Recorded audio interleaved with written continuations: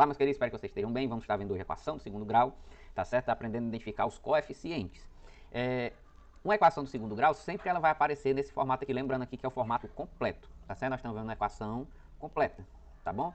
Então, ó, ax ao quadrado mais bx mais c é igual a zero, tá certo? Sempre a equação do segundo grau ela tem que ser igualada a zero.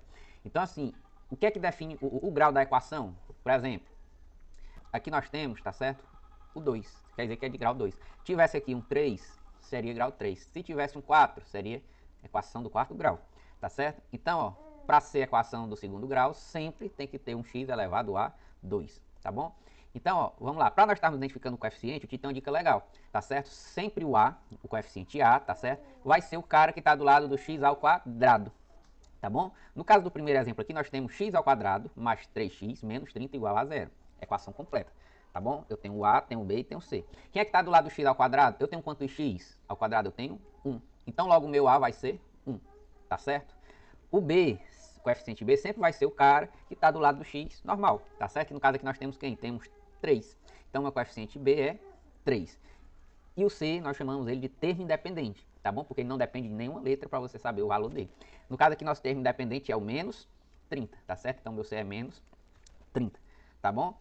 Com isso, vamos para os outros exemplos. Lembrando, coeficiente a é o cara que fica do lado do x quadrado, coeficiente b é o cara que fica do lado do x normal, e coeficiente c é o cara que não depende de ninguém, é o termo independente, tá bom?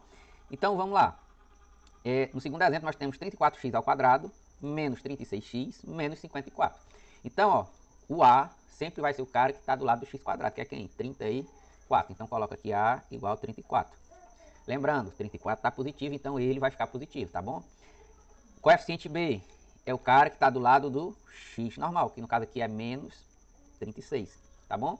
E o coeficiente c é o termo independente, é o que não depende de ninguém, no caso aqui, ó, menos 54. Beleza? Então, pessoal, vou deixar de desafio aqui para vocês essa belezura, tá bom? Que é o nosso terceiro exemplo que eu coloquei aqui, mas vou deixar de desafio. Comentem aí o coeficiente a, o coeficiente b e o coeficiente c. Professor, mas por que eu preciso saber identificar os coeficientes? Porque você vai precisar, tá certo? Para você colocar na forma de base que nós vamos ver mais para frente, tá bom? Então, ó, coeficiente a, lado do x quadrado, coeficiente b, lado do x normal, coeficiente c é o termo independente, tá certo? Lembrando, se eu tenho somente o x, isso quer dizer que eu tenho quanto x? Eu tenho 1. Então, ó, o cara que está do lado do x quadrado, então do x normal, é 1, tá bom? E aí eu coloco. Não sendo só ele, você vai ver quem é que está do lado e vai colocando cada um, tá certo? Colocando seus respectivos sinais. Se for positivo, não precisa colocar sinal. E se for negativo, tem necessidade de colocar o sinal negativo, porque isso faz toda a diferença.